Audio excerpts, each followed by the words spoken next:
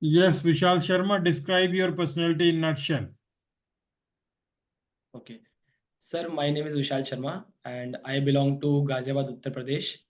I have done my bachelor's in civil engineering from Indian Institute of Technology, Jammu.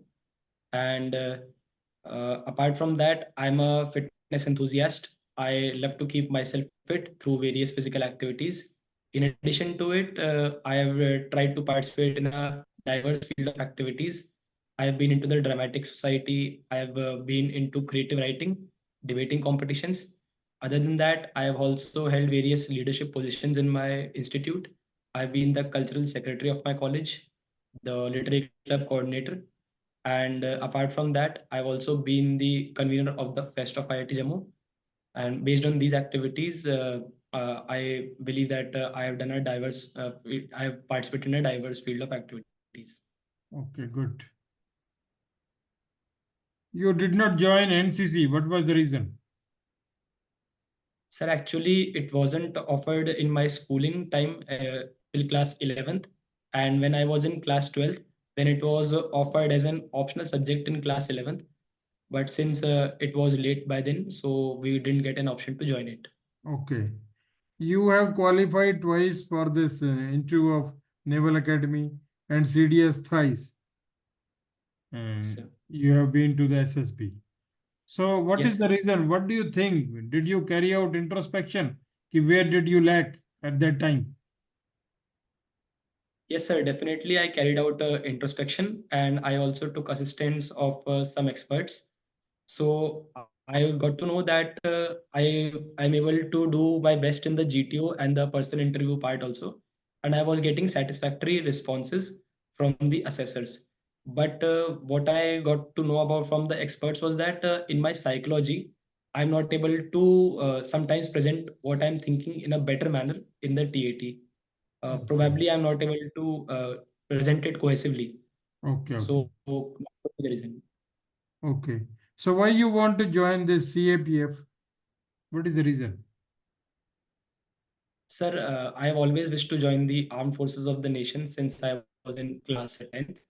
And the reason behind this was that, firstly, I always wanted to join an organization that gives me a very diverse job profile where I don't have to sit 9 to 5 on a single desk and do my job. Secondly, I've been very much disciplined throughout my life, and being in the forces will help me utilize this quality of mine in the best manner. Thirdly, sir, the pride and respect that is associated with the uniformed service is unmatched, and I'm very much fascinated by it. Why you have given first preference to CRPF? Sir, as I told you that I've always wanted to join the armed forces, but I've been repeatedly convinced out from the SSBs. And as far as I was able to get to know from the internet sources, the CRPF and the BSF are the two CAPFs that are working very closely as per the Indian Army way of operating. In addition, CRPF also has two specialized units, the Valley QAT and the Cobra, that perform operations on the lines of the Indian Army. So I believe I'll be able to fulfill my dream of joining the armed forces over there. How do you visualize that how CRPF has performed in Naxalite area in last 3 4 years? Sir, in the last 3 4 years, we have seen a great decline in the red corridor, that is the Naxalite hit area of the central part of India. So CRPF has done a very commendable job. And in addition to it, the specialized training that has been catered to the Cobra battalions has helped a lot in carrying out various operations that have eliminated various Naxalites and the development measures of the government. In addition, the community outreach programs of the CRPF have helped the people enter into the mainstream of the population, and they are now moving away from the communist theory thinking. Okay. Recently, we had elections in Chhattisgarh, which was in Naxalite area, and we have seen that the people disobeyed the call of Naxalites, and they came in large number to pour the votes. So, what kind of assessment do you make out of it? Sir, it is a move in the right direction, and it definitely points out in the success of the government's policies towards the Naxalite hit areas. It points out that the government has been successful in catering development to these regions. In addition, the security forces have been successful in eliminating the core Naxal groups and also trying to bring people into the mainstream by joining them in various community outreach programs, and the government is on the right track. Okay. There is rapid rail service. This project is going in UP. In which part it is going and how much has been completed and what is the rest of the part? Sir, rapid rail service was started in the NCR region so as to cater to the transportation need of the NCR, because Delhi has become a economic hub and people from various distant part of the NCR are coming to Delhi. So it caters to some districts of Uttar Pradesh along with Haryana and Rajasthan. So in Uttar Pradesh, it's catering to Meerut, Ghaziabad, and Gautam Budh Nagar primarily. And later it is planned to extend it to Bagpat and Hapur too. And till Presently, now, how much is the extent which has been made operational? sir, the extent that has been operational is from the Duhai depot to Saibabad. So that Okay, part has been made operational. okay, good. Okay.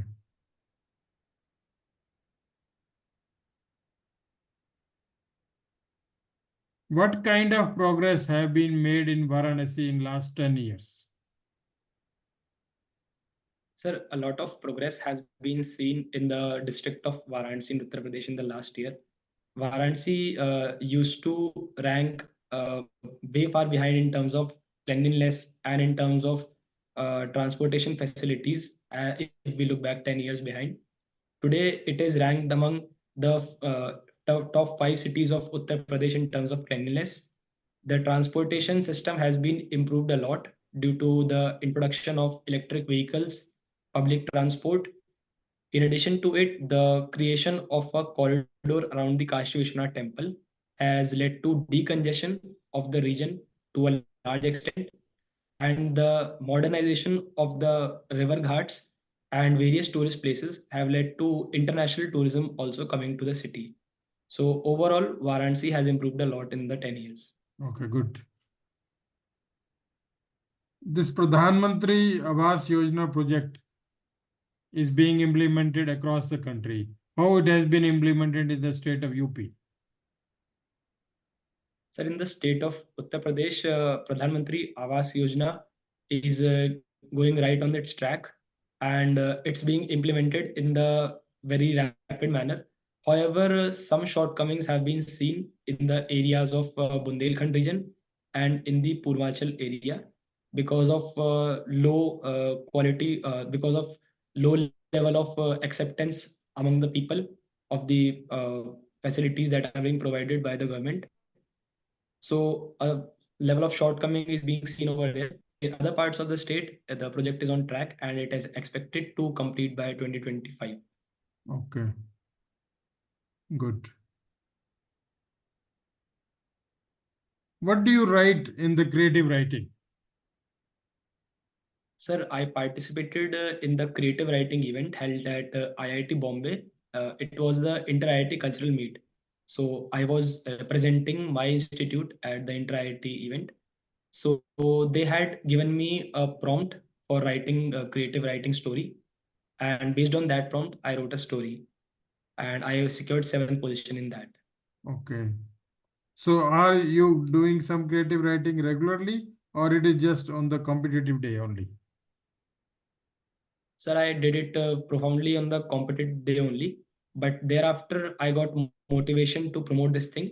And when I became the coordinator of my literary club, I organized a competition based on this event. Okay. At what level you have played the basketball? Sir, I used to play it for just chilling with my friends when I was in school in class 6 to class 10th. And when I came back to college, I was indulged more into the cultural activities. However, I got to play it during my college time in the final year when I represented my branch in the inter-branch cup. Okay. So you become assistant commandant in the CRPF, and there are some matches, inter-battalion matches in your area. Your commandant has given task to prepare the team of basketball. You gather your company personnel and you find that none of them knows basketball. How will you motivate them and how will you go about preparing the team? Sir, firstly, I'll try to motivate them by the fact that being a soldier, it's your duty to do everything you can in your own strength for the battalion, for the company. That will definitely instill a lot of motivation in them. Secondly, I'll assure them that I myself will be giving time to teach them the basic skills of basketball. I'll be myself devoting time to the team, and seeing a senior or a commander doing so, they will definitely get motivated to do so. Okay. So what time frame do you need to train your boys so that you are able to prepare a working cohesive team of 5 players So, and 3 reserves? sir, it will take around 1.5 months to brush up their entire skills to a good level and instill the team spirit in them. Okay. Where do you think that you need to emphasize more, give them more practice so that they are good shooters from a distance also? Sir, in the game of basketball, firstly, the thing that matters the most is that you have control over the ball. So, firstly, the most profound skill I'll try to teach them is the dribbling part, and then in the dribbling in the attacking position and in the defensive positions. And thereafter, I'll move on to shooting towards the last part of the practice sessions, where they'll be doing a three-pointer practice, two-pointer practice, and then one bounce shots. So that way they'll be improving their shots every day. Okay, good. Your father is in business. What kind of business he is doing? Sir, he's a government contractor. He takes contracts of building sewers and roads from the Development Authority of Ghaziabad and Noida. Okay, good. You are not interested in that business. No, sir. Even my father also motivates me to serve in the government. He says that this can be your backup option, but the pride and respect that is associated with a government job, you will never be able to experience in this field. So first go for it. Okay. Since you belong to Jammu and you are getting your degree from Civil Engineering College, IIT Jammu, so you must be reading a lot about the Rajouri and Poonch. Large Yes, number sir. of militants cross from there. They cross the LOC, and even sometime our army soldiers are facing reverses. So what is the reason in that area that we have to tackle the militants again and again? Sir, as far as I could make out from my analysis, profoundly there are two reasons.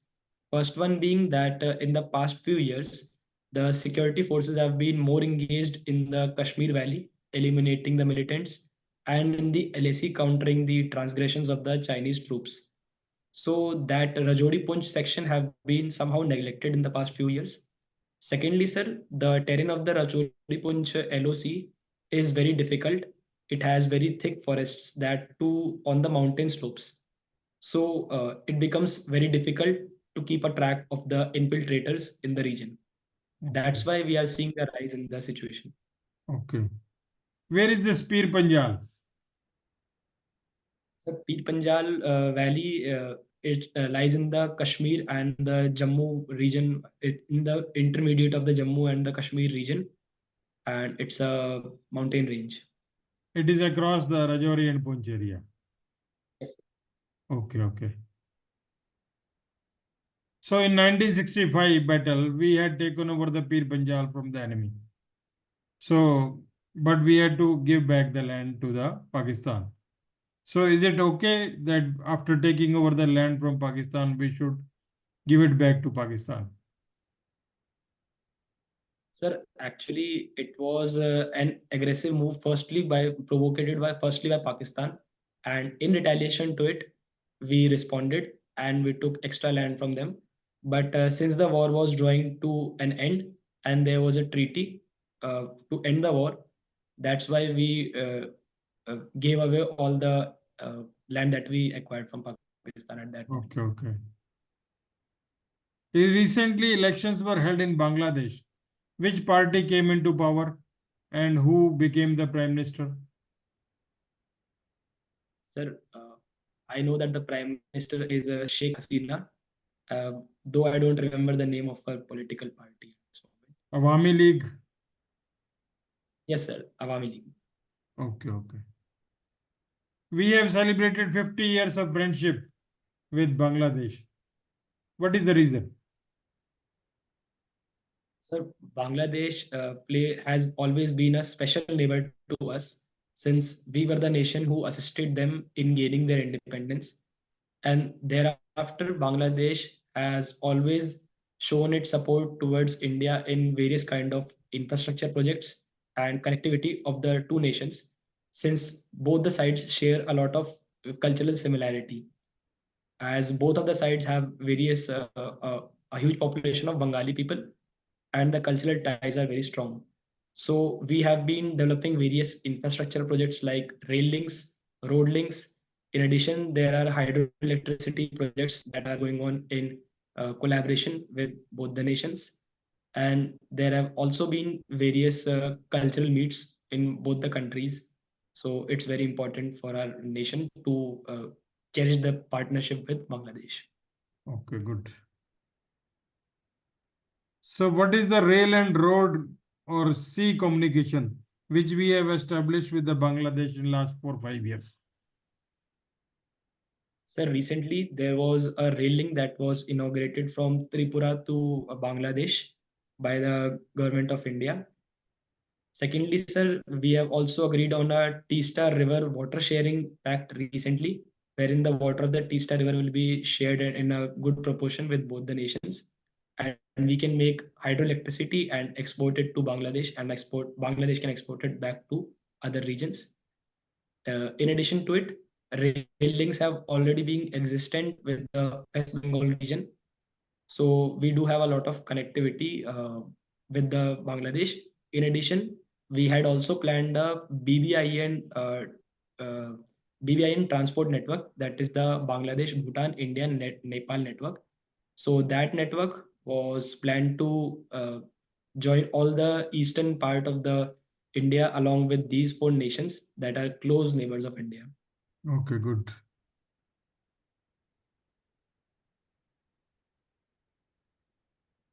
Why two-state solution between Palestine and Israel is not applicable? So the two-state solution is not applicable. Firstly, because it was it was only Palestine that had countered the solution when 1948 UN had offered it, and they transgressed into the Israel territory. So Israel had to retaliate back.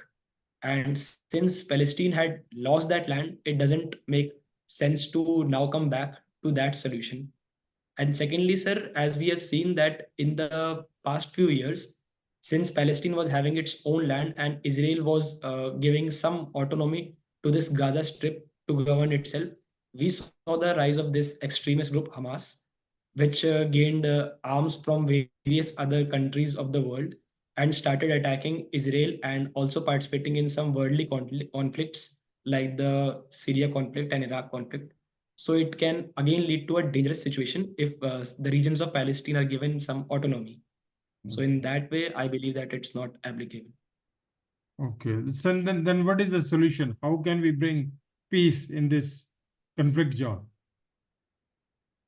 So peace in this conflict zone can be firstly, we need to call for an immediate ceasefire in the case of the current rise in violence in the Gaza Strip and in Israel. Secondly, sir, thereafter we need to agree on some sort of agreement wherein world nations can contribute their troops to guard the border with the Gaza and the Israel. and we can call the United Nations Assembly meeting so as to convene a sort of treaty among these two nations that they will not engage further and they will try to respect each other's cultural and religious policies. Okay.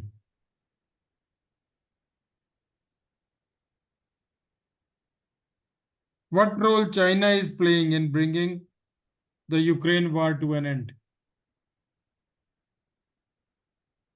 Sir, China is a very close partner of Russia, and it definitely wishes to create a influence in the Russia-Ukraine war by bringing the war to an end, so that the world comes to recognize China as the new superpower in the world, and US loses its position as being a mediator in the Asian region. So Chinese president is definitely pushing for the war to end by holding various talks with the Ukrainian president and the Russian president and calling for various kind of deals so that the trade cannot become a part of the suffering in the war and the trade in the two regions continue for the betterment of the world. Okay, okay. China also played some international role as a leader in resolving the conflict between Saudi Arabia and one more country. Both the countries recently opened up embassies. Do you know something about that? Yes, sir. China recently brokered a deal between Saudi Arabia and Israel. Saudi Arabia, being a part of the Arab world, used to detest Israel because of its policies. So China brokered a deal between them to re-establish diplomatic ties and begin trade relations again. In this manner, it wanted to cement its position as one of the global leaders in the Asian world and trying to decrease the influence of America on Saudi Arabia. Okay, good.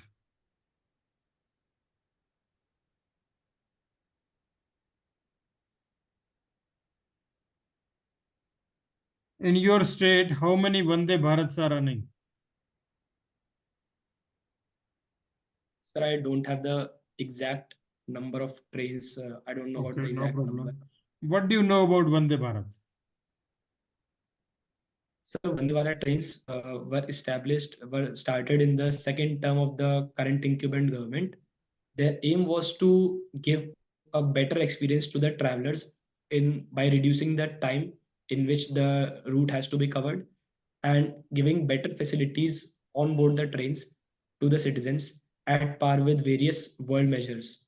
Okay. So these trains were initially started on some high priority routes like the Delhi Jammu region and thereafter in the Delhi Lucknow Delhi Varanasi region, and now it is being spread to other parts of the country also, like in the southern region it is being opened from Mumbai to Bengaluru and Hyderabad. In the eastern part of the nation it is yet to start functioning. It's also functioning in the state of Gujarat, Rajasthan, etc. Okay, okay. The government of India launched a program of Ude Aam Bharat Ka Nagrik. So how many airports, new airports, have come up in UP? Sir, in UP, two new airports were planned. One was the Moradabad International Airport, and one was the J1 International Airport in Noida. And both of them are now in the progress of completion, and they are expected to start operating by 2025 or 2026. And this Ayodhya is already started, huh? Ayodhya Airport. Yes, sir. Yes, sir. That's right. It started only a week back. Yes, sir. Okay. So what is the role and task of CRPF? Sir, CRPF has the most diverse responsibilities among all the CAPFs. Its task is to ensure law and order in various regions, like in the Naxalite region of central India, in the insurgency affected northeast India, the militancy hit J&K region. In addition to it, it also assists the state the polices in ensuring law and order situations. In addition, it has a specialized unit called the Rapid Action Force that assists the state police in cases of any riots. It is also entrusted with the responsibility of security of the parliament. It has the parliament duty group. It has also raised two specialized combat units that are the Cobra and the Valley QAT that are fighting in the Naxalite hit areas and the J&K Valley respectively. It also is entrusted with the responsibility of securing 3 or 4 big shrines in the country, like the Mata Vaishno Devi shrine and the Ayodhya Ram Janambhoomi, the Mathura Vrindavan Krishna Janambhoomi, and the uh, Kashi Vishwanath temple. And in addition to it, it is also entrusted with the responsibility of protecting a few VIPs in the country. Okay. Okay, we'll stop the interview here. Good. You have given a good interview. We'll stop it here only.